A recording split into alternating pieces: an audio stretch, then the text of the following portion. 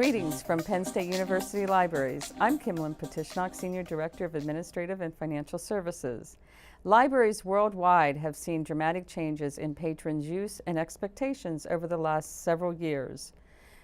We are here today to have a brief conversation on the state of academic research libraries and the future of university libraries. To my right is Ann Langley, Associate Dean for Research, Collections, and Scholarly Communications. To her right is Joe Salem, Associate Dean for Learning, Undergraduate Services, and Commonwealth Campus Libraries, and Karen Eslin, Associate Dean for Technology and Digital Strategies. Thank you. I'd like to start by asking each of you, based upon your respective areas of expertise, what changes have you seen in the last 10 years? We'll start with you, Ann. I think probably the biggest change in the areas that I'm responsible for are what's called the serials crisis, and including the switch to digital formatting of library materials, which brought upon the rise of open access and also changed how libraries are responding to those changes through the rise of copyright, the importance of copyright, access management, and how much things cost. So we have to pay more for digital materials. We also have to keep supporting print materials. Joe?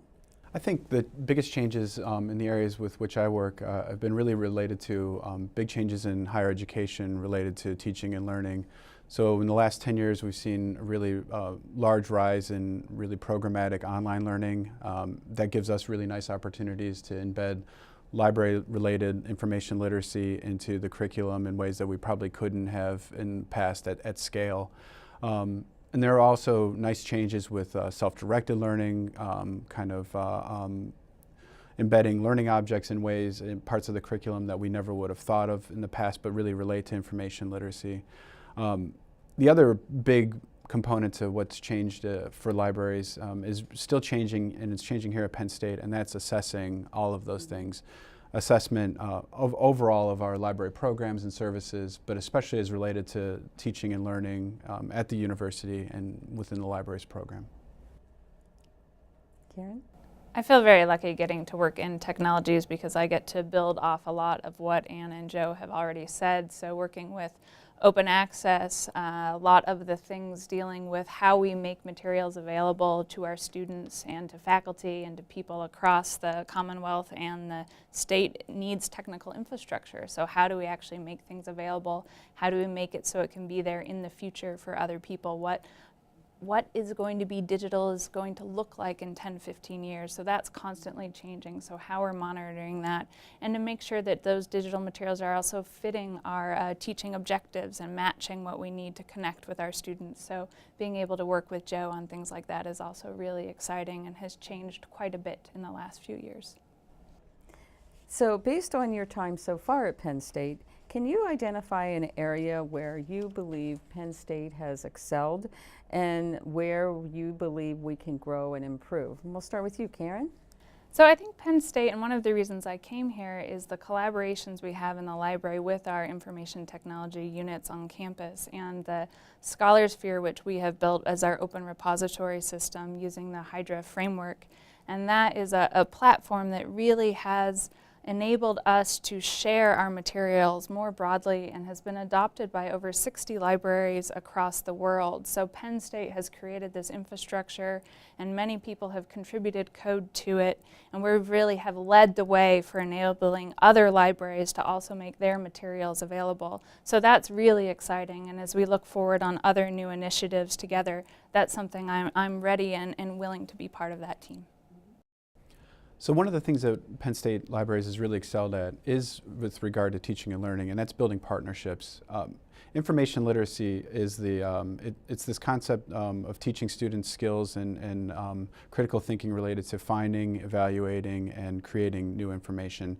And obviously information literacy itself changes as digital technologies change. But the one thing that doesn't change about information literacy is that it really gets embedded in the curriculum. And so to do that effectively, it really relies on strong partnerships. And the librarians here over several years have really established strong relationships within the curriculum, especially within general education. And so it's more difficult to find a student at Penn State who hasn't had library instruction than one who has. And so one of the nice opportunities that we have is to leverage those partnerships in what is also a great opportunity for growth. As general education changes, as information literacy changes, as online learning changes, making that program scalable, a little bit more programmatic so that students at University Park are reaching the same learning outcomes as students at Brandywine or any one of our other campuses.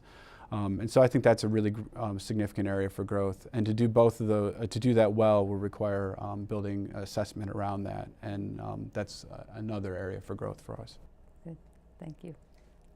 I would say that one area where we have excelled is really with our embedded liaison librarians. And by embedded, I mean librarians with subject expertise who are spending time out in the colleges and the departments, making sure that they're around where students are around, and so that students can easily find them. Recent library research has shown that students are like turtles. They carry their lives around them with them on their backs, and they're really busy. They're crossing this campus and all of their campuses all day long, and you really have to catch them where they are. And so we have some real strong programs in embedded librarianship in the Schreier College of Business, also in ag sciences, and lots of other areas. So I think that where we could grow and improve are services that are really high-level services. So helping people learn how to manage their research data and make it available to others in an open access way, or working with high-level GIS, geographic information systems, in their research and learning how to process that information. That's where I think we can grow and improve. Thank you.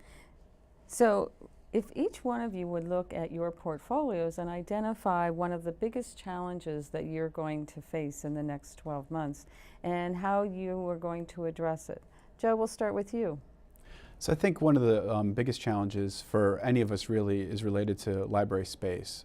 So one of the departments I work with is access services, and the main focus of access services is moving collections, people checking books out, getting materials from other libraries, and so it's really collection focused.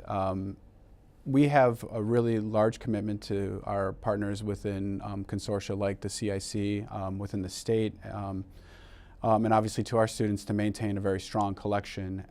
At the same time, we have increasing needs around some of the services that Karen and Ann were talking about, learning, as I was talking about, and so really considering how to best use the space that we have in our library facilities, balancing that with some of the demands on maintaining the collection that we have. And so I think that's a significant challenge for us. One of the challenges that we have, which is aligned with what we're doing with our strategic planning, so I'm actually kind of excited about it as a challenge, is looking at how our discovery systems can better serve our students and our users. So library data is very complex. A lot of our research objects are very difficult to find. So how can we look at trying to make the materials in our collections more available for our students and our faculty and our community? So it's a big challenge, and it's one that involves people from all across the libraries. And so I'm really excited to actually start to work on that one this year. I would say my biggest challenge is the library collections budget. The effect of inflation and the rise of especially journal costs in science, technology, engineering, and math fields are really, I would say they're skyrocketing. And it's very difficult in times of tight budgets or no budget to respond to changes that are happening in library collections budgets. And so I think that dealing with inflation is something that that's a big challenge for me. It is. So one of the things of a theme that I've heard is digital innovation, digital technology. And I believe that 21st century libraries are driving that digital innovation. Can each of you talk about digital technology and how it supports what you do? Ann, we'll start with you. I would go back to what I talked about with librarians embedded in departments. Technology has really allowed that to happen. Librarians can take most of the library with them when they go and embed themselves in a department. They have access to most of the materials. They can show the students how to use anything that they need to use from the library just by carrying a laptop with them. And I think that's really changed the face of embedded librarianship. Joe? So digital technology's been really wonderful from a teaching and learning and a student experience perspective, and really allows us to think about our roles differently. So something like the Knowledge Commons is our space on the first floor of West Petit Library. And we have similar spaces in quite a few of our campuses that are really technology driven, that put technology in the hands of our students and allow them to collaborate, to create in ways that I was never able to, never even dreamed of. We just opened a Maker Commons here in Petit Library and are looking to do similar types of projects at some of the campuses. That includes 3D printing, and some campuses it'll include 3D scanning. And so the ability to put that technology in students' hands is really remarkable. The challenge for us, and it's really a great opportunity more than a challenge, is to embed that more into our own library and information literacy instruction, because there are several fluencies and literacies built up around some of these technologies that are really related and at the core of what we do. So something like 3D technology, students can be designing and sharing their 3D models. And so one of the aspects of information literacy is to understand ethical use of information, things like licensing and intellectual property. We have a great opportunity to build instruction and learning opportunities around something that seems as simple as creating 3D models and sharing them, where students can have that experience and really fundamentally understand what it means to share their work and what their rights are and what creating and making means. And it may not be profit driven, it may just be understanding that their work has value in an information society. At the same time, you know, like every other part of the library, we have finite resources, and so I think the other challenge and opportunity for us is to leverage digital technology to meet some of our other instructional needs in a more scalable way, and that's some of the work that is underway currently. And I would say the complementary side of that is what I'm really interested in, and that Anne and I are working on together with digital scholarship and looking at how you might use digital technologies to ask questions that we've been asking a lot in the humanities and social sciences for a long time, but using digital tools and technologies in ways that you wouldn't have been able to ask those questions before.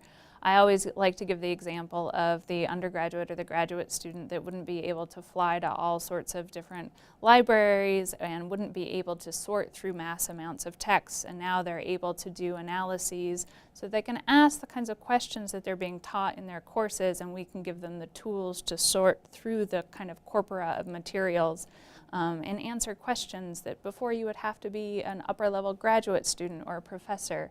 And so it's really exciting to have research available at that level too. For my final question, let's have some fun. And each of you say 3 words that describes the university libraries. Anne? This is easy to me. I think the university libraries are exciting. I think they are extensive and a whole lot of fun. Well done.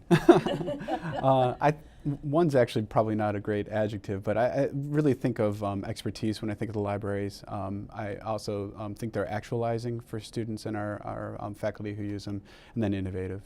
Mm-hmm.